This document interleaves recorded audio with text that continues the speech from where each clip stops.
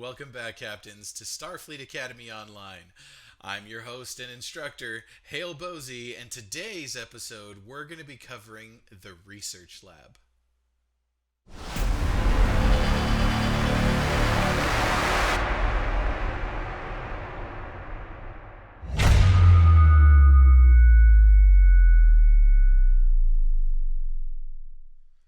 All right, everyone. So, taking a look, getting to the research lab.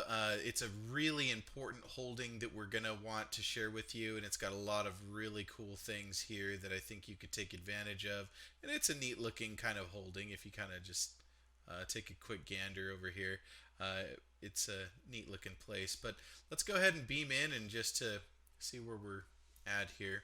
But there's a few things you're going to want to really like pay attention to when you're working with the research lab. Number one is there's some very useful things, especially if you're science. So first off, when you first beam in, you'll notice there's some lines on the floor.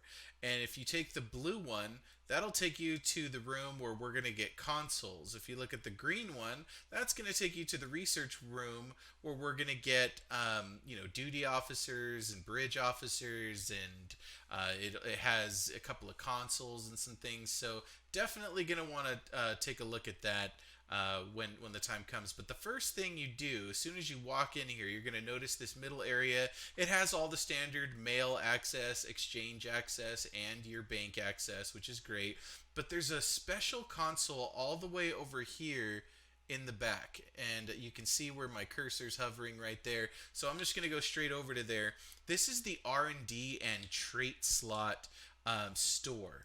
And the reason this is so important, and you'll see that nothing in here for me because I've purchased them all, but this is where you could actually increase the amount of R&D slots you have by one to actually run R&D projects, and probably even more important than that, this is how you unlock a lot of those fifth traits for your starship traits, your space reputation traits, your ground traits, etc. This is where you can open up and unlock those extra slots. So this is a really important thing in game because that's an entire ability that you otherwise wouldn't have, and we'll go more in depth in how you can maximize that in our ship build series. But that's where that's located, and yes, they are very expensive. So be prepared to save up for those. Now, just kind of going off to the side here and showing you first this blue room following that blue line, you'll notice that we're coming in here. And this is where two things that are going to be really important. Number one, this is one of those daily things that you want to make sure that you do all the time. And you see this assignment officer right here.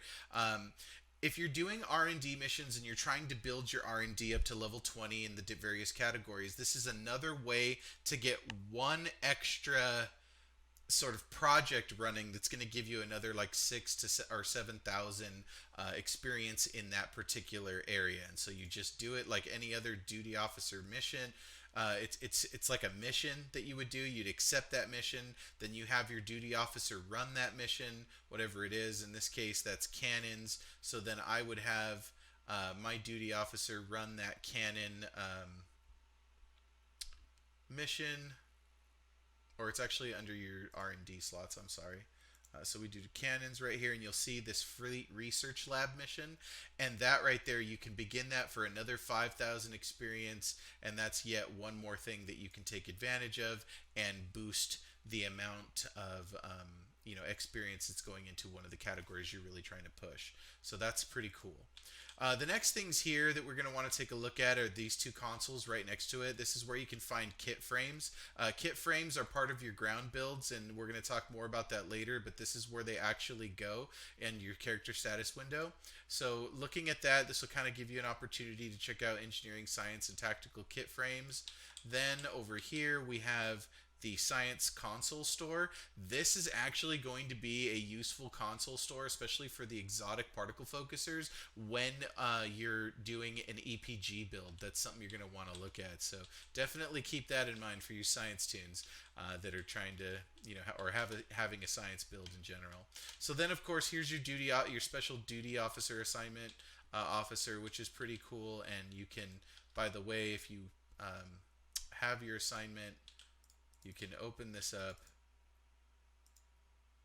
and you can do your space-time manipulation, which is a project which will again increase the amount of bonus pool research experience that you have, which will further boost how quickly you can increase your level there.